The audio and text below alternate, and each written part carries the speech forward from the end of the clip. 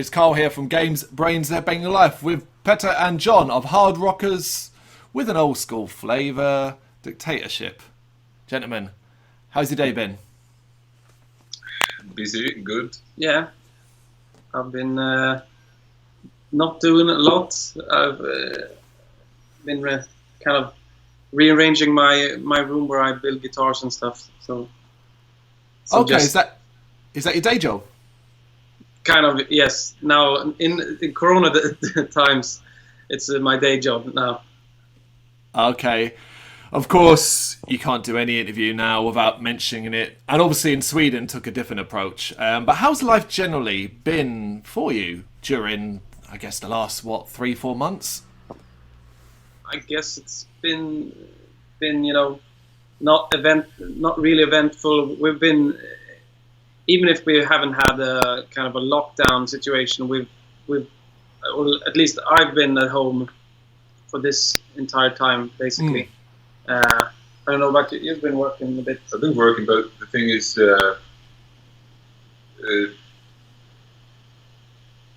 it's kind of like a bad recession with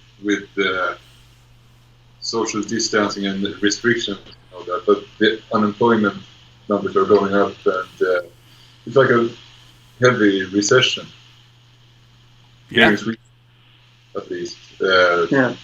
But I mean, people still go out and get drunk and enjoy themselves in every possible way they can. No live shows, no cinema, no theaters.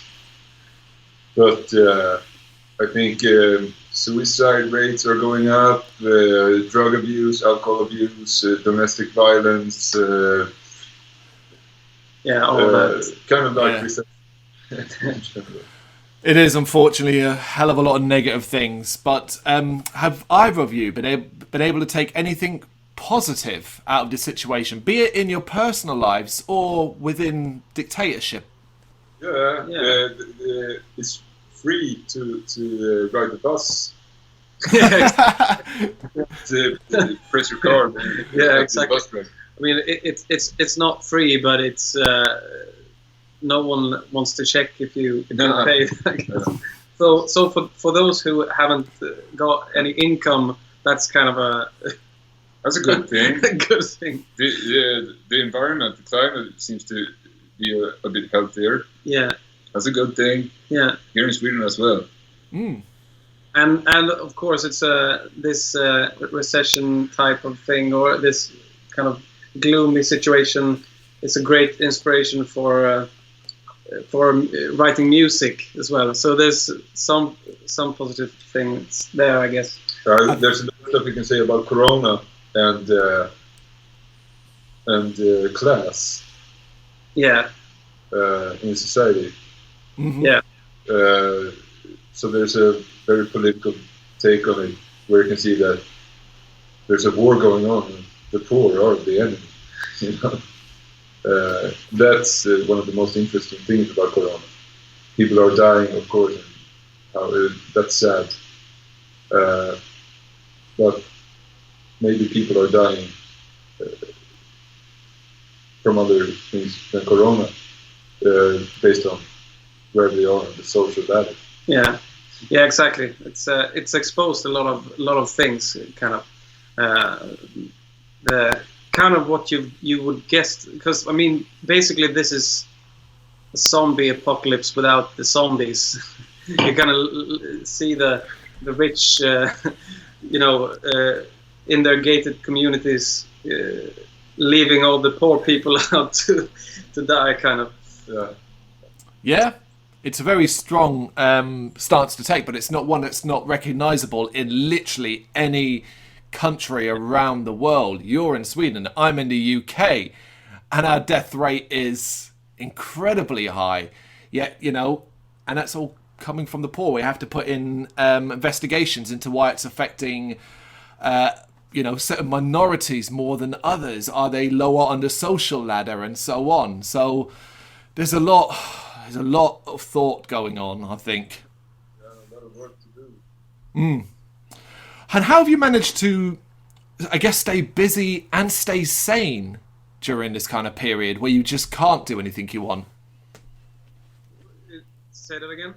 How have you managed to stay busy and sane when you're in a position where you can't really do what you want to do? Well, for me, it's I'm, as I said before, I used to be, I worked at a brewery. I mean, I was newly employed at a brewery, and then I got fired because they couldn't keep me on. But I'm also kind of I had a education in luthery, so I'm kind of I'm doing a lot of repairs and stuff that I couldn't do before. So I have a lot of those things to do, and then there's a lot of time for reflection and writing songs, and I guess the creative side has to step in when there's not a lot other things to do, and we plan a lot for this group as well. We have some great things going on, and I mean, we released the record.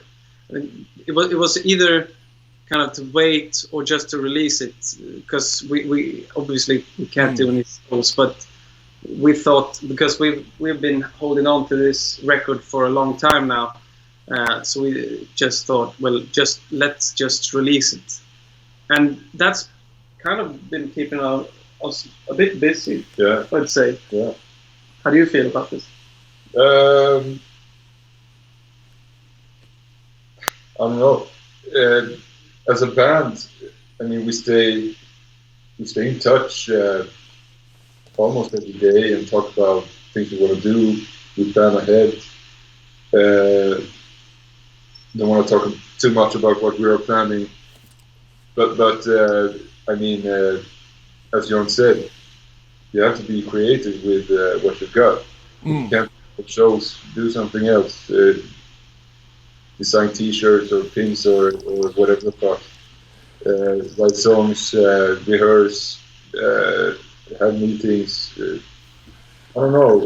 There's always stuff to do, and I mean, when you're caught up in real life without Corona, you rehearse all the time, you write songs all the time, you try to get your fucking life together.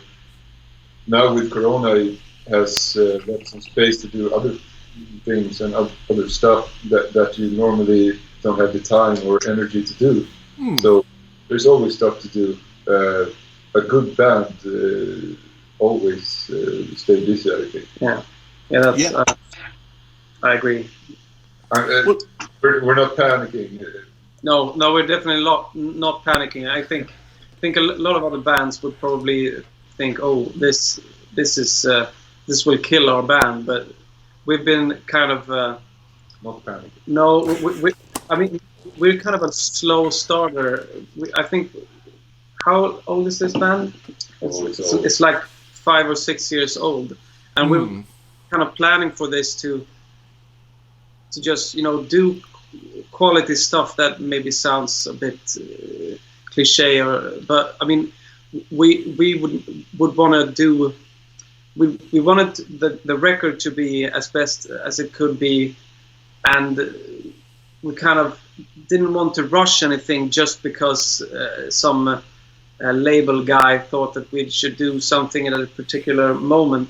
So we're kind of chill about it, because I think we're very confident that we can do this all over again. Do a great record again the next time. We just for us now, it's like, let's just do this, and then so people can realize that we exist, and then we can build upon that, even if the kind of stakes or whatever are a bit different than it would be if we could do live shows. So I think we're very chill, actually. Yeah, I think because I think the album and the material is strong enough to ride out the storm. Yeah. I am. We are all very pleased with the result, and from artwork and layout to production and sound and all that. Yeah. So we're confident. Yeah. Exactly. That the album speaks for itself, and it will have to continue to speak for itself. The impression I'm getting, not just talking to him now, but also reading up on you before this, is that, as you say, chilled, relax. There's your starting line. There's the album's starting line. And normally the gun would go off and off you go running as you go out touring and promoting and stuff like that. Fair enough, that can't happen. But you're ready to go. It's just, you're stretching, you're relaxing. You know that the work's got to come. But right now, it's fine. Yeah. So let's talk about the sound you were going for on the record. Now, we described it, and you tell me how much this makes sense to you. We described an hour of you as like hearing you guys live in a scummy dive bar where you're causing a little bit of chaos. Would you say that's fair? Yeah, exactly. People shoving each other around a bit. There's a pint thrown up on someone's head.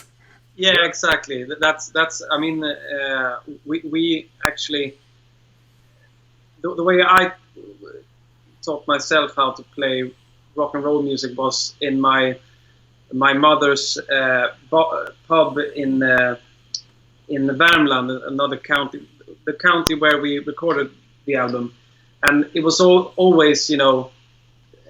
since it was a dodgy place. Yeah, because it was out in nowhere basically. So even if the police were never there. There were no, you know.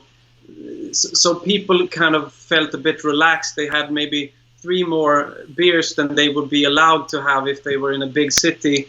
But they were respectful in most ways. They were just, you know, drunk and happy, and so that was the basic.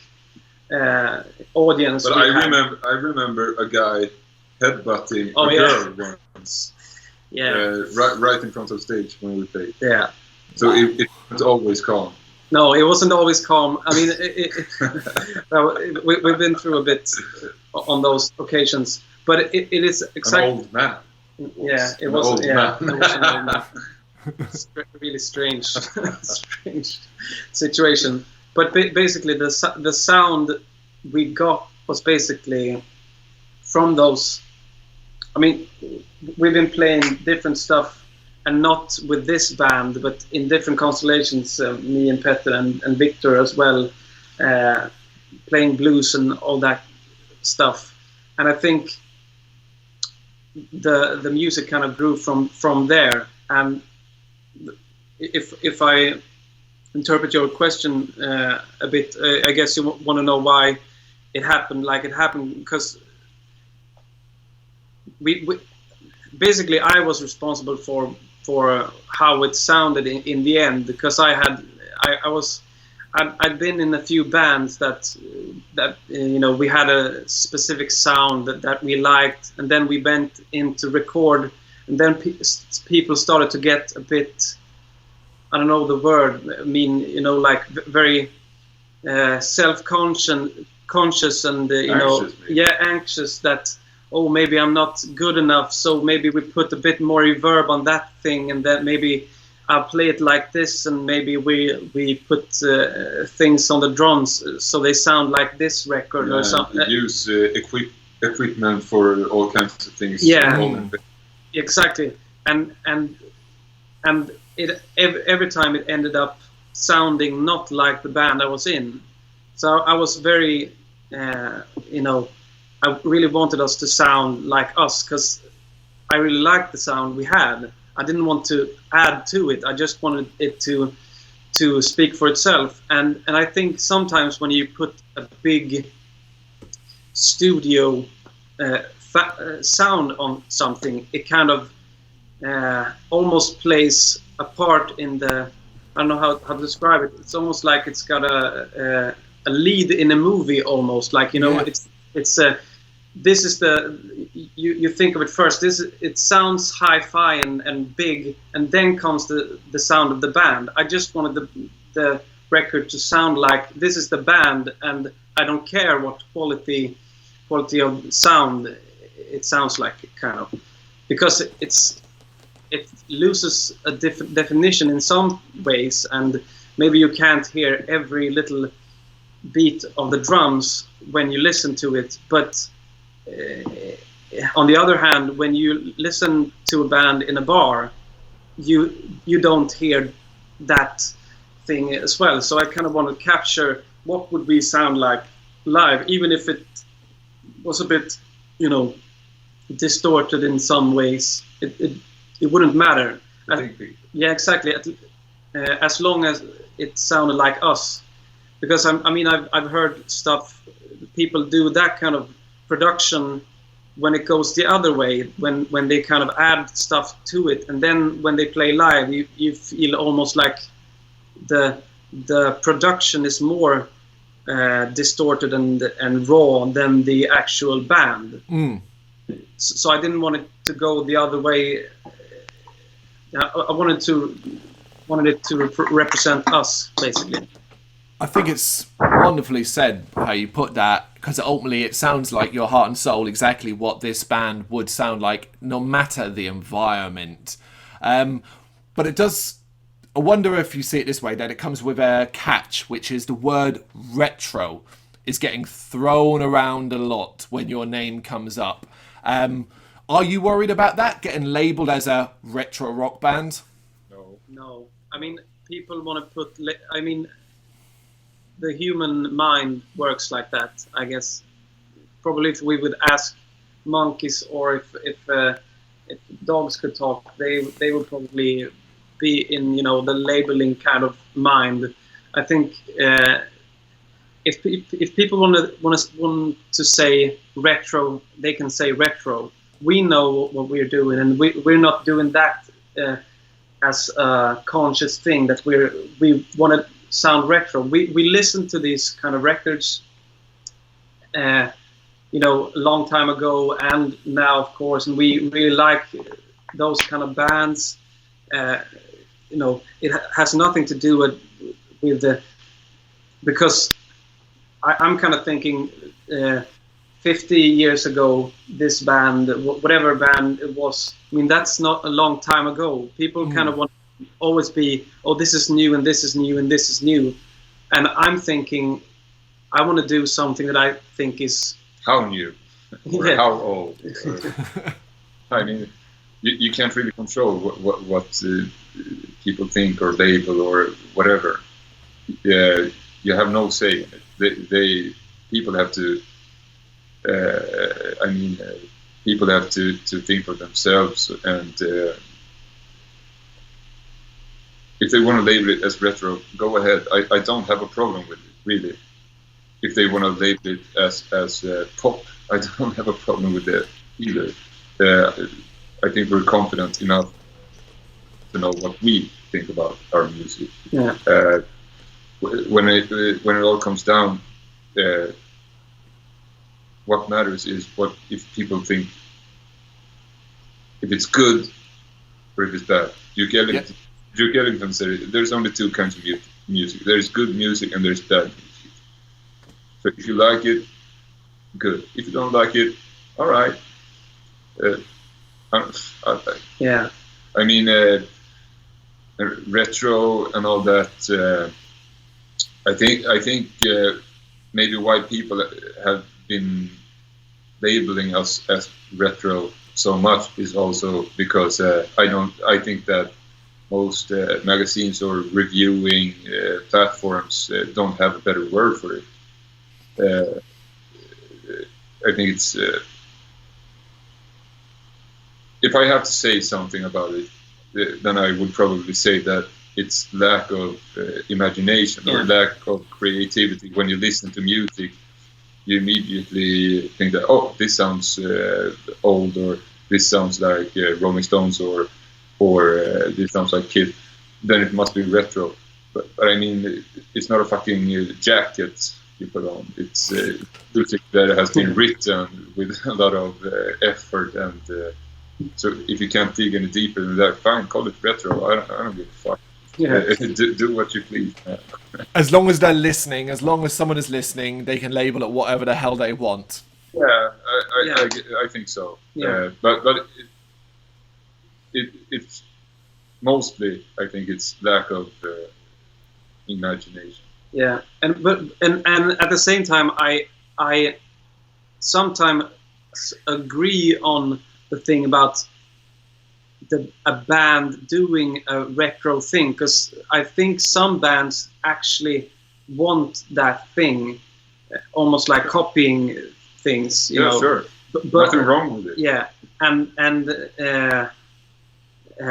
not naming any names here, but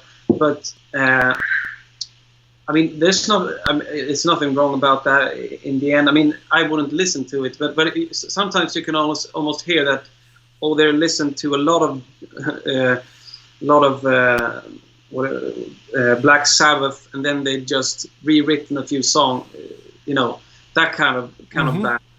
And That's probably so. yeah, but I mean, if we're going to answer that question in ways that we think, we really just start with what kind of music do we like, and then we just write songs, not, you know, trying to copy anything really, but we've been playing this kind of music separately, you know, like as individuals for a very long time, you know, playing this type of rock and roll. So it was inevitable that we were going to play this type of music. It wasn't really we were never going to be a kind of you know, Avicii band. You know, this was the type of music we were going to play: 2 guitars, bass, and drums, and vocals. That's it. And if that's the premise for calling something retro, then go ahead. Put it like that. I don't think that's a premise to do that. No. I think you kind of have to dig a bit deeper. If then you find, oh, this is just some retro fucking band, and well, I don't know. What are you gonna do? Yeah, Yeah, and the bottom line is that then rock and roll music is nothing but retro and should belong in a museum or a second-hand.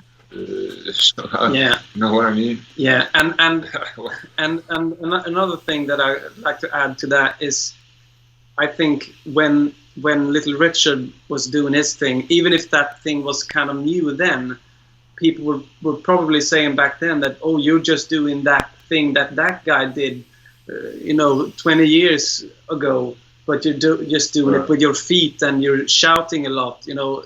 So I think people always have a way of saying, you know, degrading the music from what it really is, and just very easily put a label on things. I mean, a good melody and an inspirational melody could come from wherever. I mean, it could come from Avicii.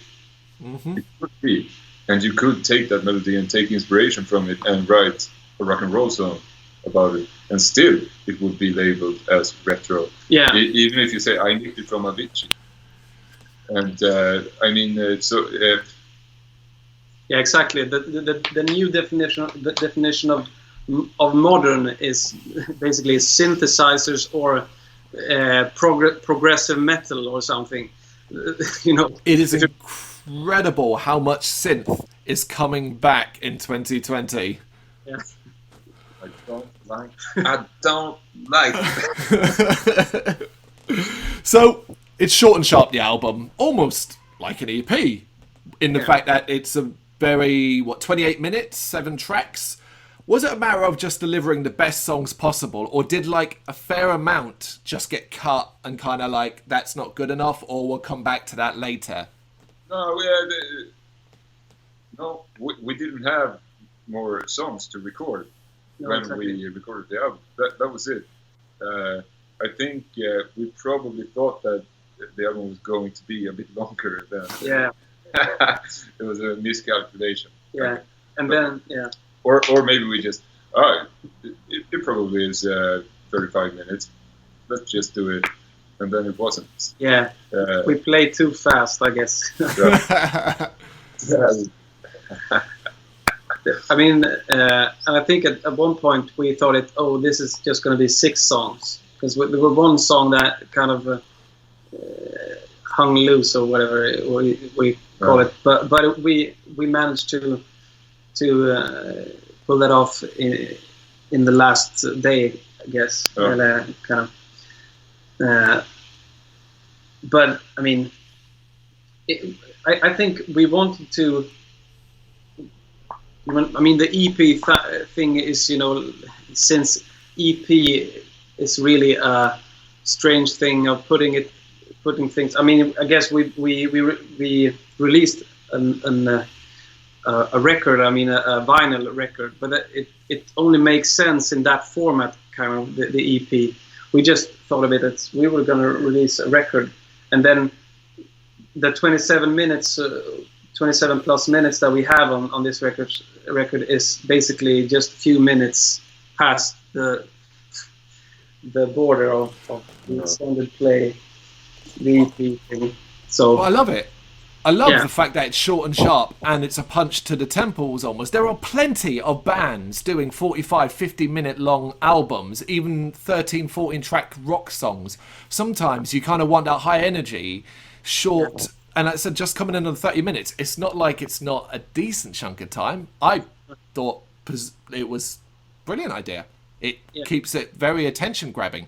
Yeah, exactly. And as well, to answer one part of your earlier question, it's we put very much thought into what we are releasing. So if one of the songs wouldn't, be good enough, we would surely cut that, because there's enough records out there with, filler songs, if you know what I mean.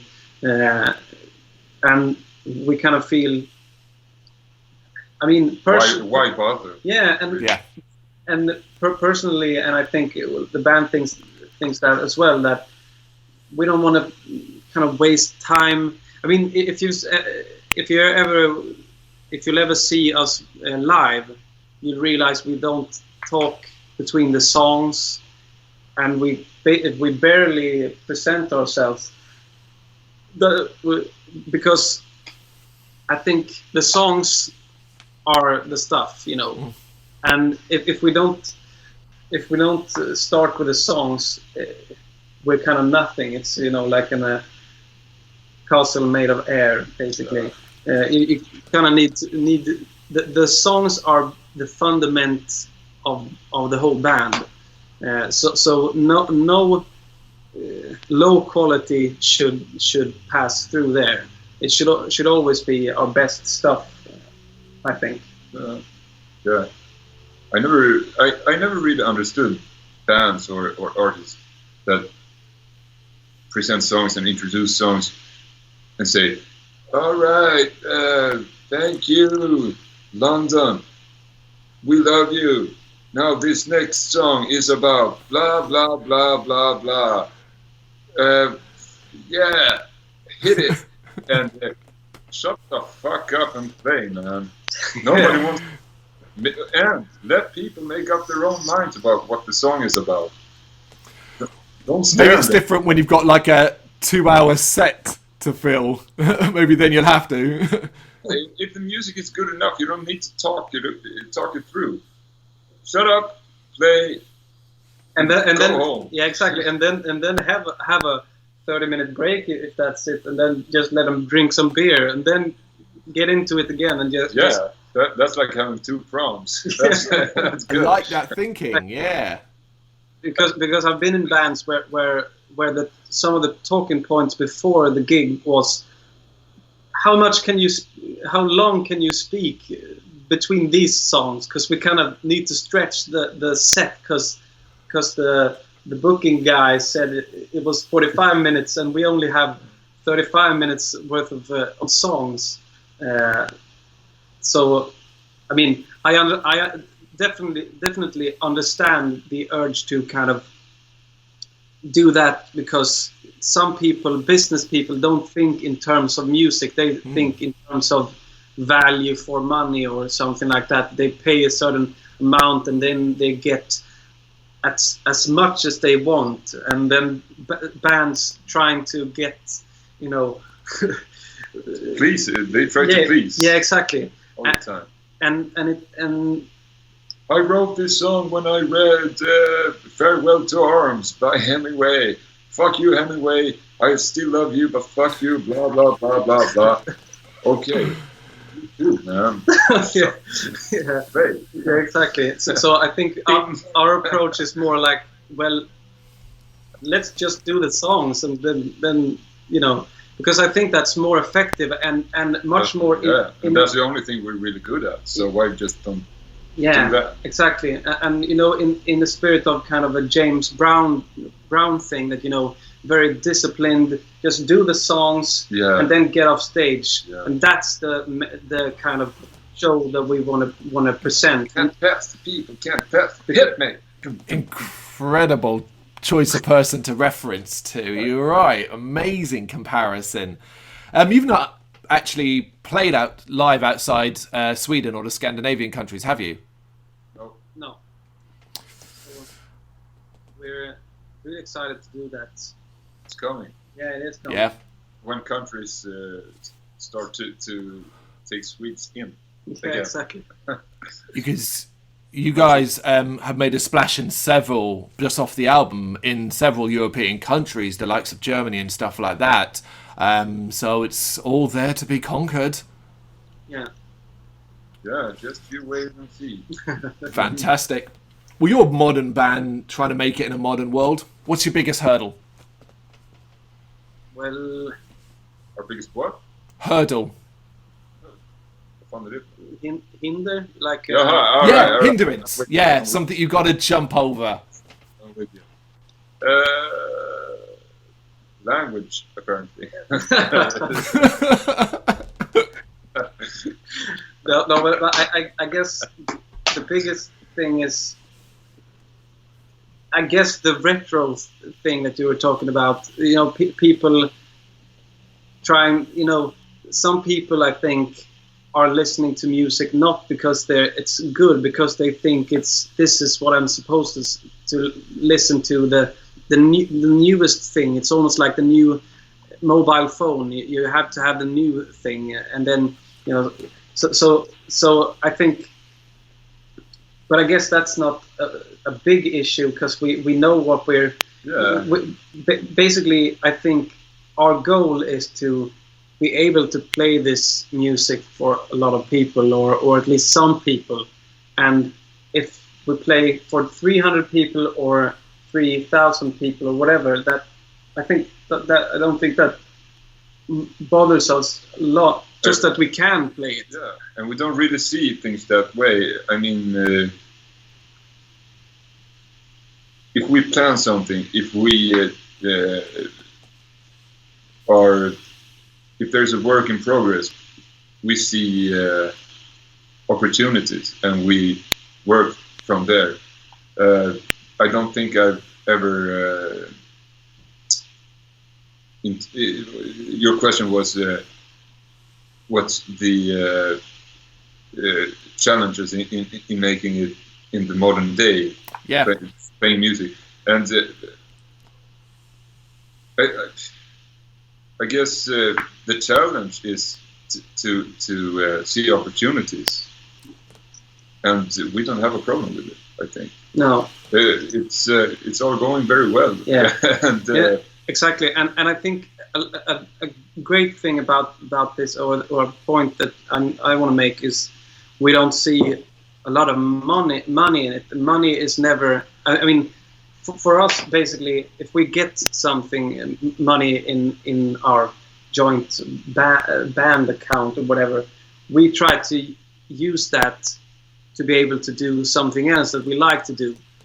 we've never been, like, oh, but we want to share this, take our own cut from this.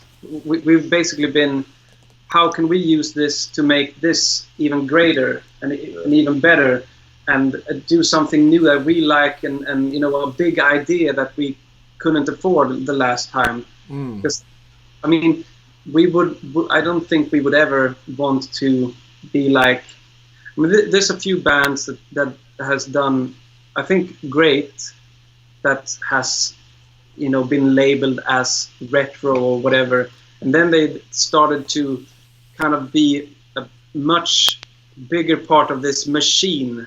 Basically, they've kind of grown a lot less original when they than when they started, and I don't think that you need to do that. But I think some people feel, oh, now I'm gonna make money, and I'm just won't care what we put out. But I think we're very self-conscious about what we put out. Yeah, it's about awareness, and it's about saying yes to some things, and it's about saying no to something. Yeah. The music industry and the way things work in that industry it's very adopted from a capitalist power structure, that, and we as a group we've said no to that. Therefore, we don't have any like we split everything. Yeah. Yeah. And so if we're going to talk about money, yes, we earn money. Yes, the album is earning money. And sure, we could split it 4 ways and be gone with it, but we don't want to do that. We invest in what we are owning together. That's good, because there's an expectation automatically attached to you. Whenever you want to start a band, you must do it this way. You can do your music your way, but when it comes to everything else, how you promote yourself, while you play live, how you use social media, there's an expectation for you to do it a certain way. How easy is that for you guys to sort of adapt to, particularly the social media side of things? There are some things that I think you just have to do. If a label tells you to, well, you have this thing coming up, you need to post something about it at least once a week. Otherwise, might as well not do it. And then you have to do it. I'm not very good with the social media, neither are you. No. Victor plays the drums. He's talented in his own Oh, way. he's your guy. Yeah, but I think quality is the key. Really, try to focus on quality, and if you post something, try to add some quality into it. If there's a picture or a band photo or a picture or just a 30 seconds of a song, or try to do it as good looking as possible, and I mean, you try to represent what you want to put out always. Yeah. And then I don't know, say what you mean what you say. Yeah. Yeah. Yeah, that was wonderfully put. Last but not least, gents, do you think you know now, having released the album, who and what Dictator Ship is? Or is it something you feel you're still learning? You're still learning about yourselves? I can answer that question. Yeah. Can I? Yeah, sure. Dictator Ship is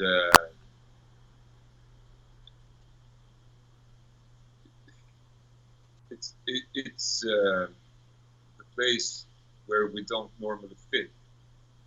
You know what I mean? Mm-hmm. I think society does not allow us to do certain things the way we want to do it. That's why we have Dictatorship.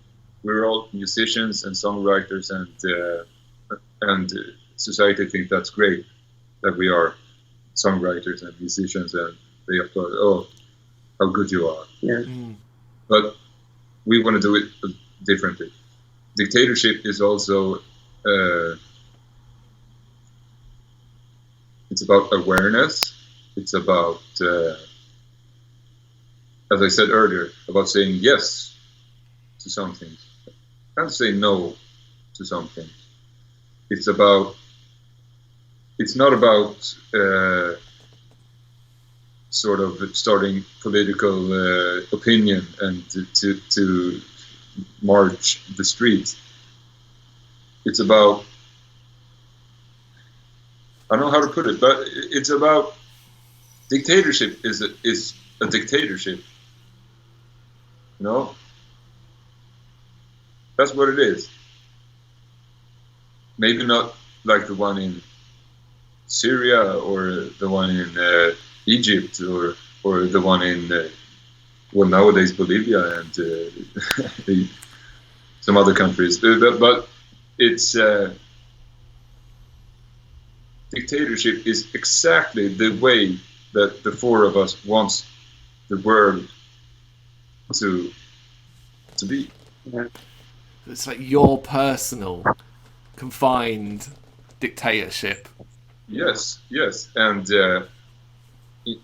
in time, in good time, we will have members, many members, not just 4 members. We will have lots of members in this band, in this dictatorship, and it will be something great. Yeah, I think something bigger than the actual yes. band. I feel that we are like a small group of armed guerrilla fighters dreaming of a future where we get to set the standards of. Fantastic. That's wonderful. What an incredible way to end this interview. Gents, thank you so much for taking the time and answering so wonderfully how you did. I really appreciate it. Thank you. Thank you very much for watching. You can check us out on gbhbl.com as well as on Facebook, Instagram, Twitter and Tumblr. Go to Patreon and help us out over there. That's patreon.com/GBHBL, as well as Big Cartel, where you can find some of our merchandise. We have a podcast running on SoundCloud and Apple Podcasts. And of course, if you like this video, do us a favour, hit the subscribe button and help the channel grow. Games, horror and heavy metal. What else is life for?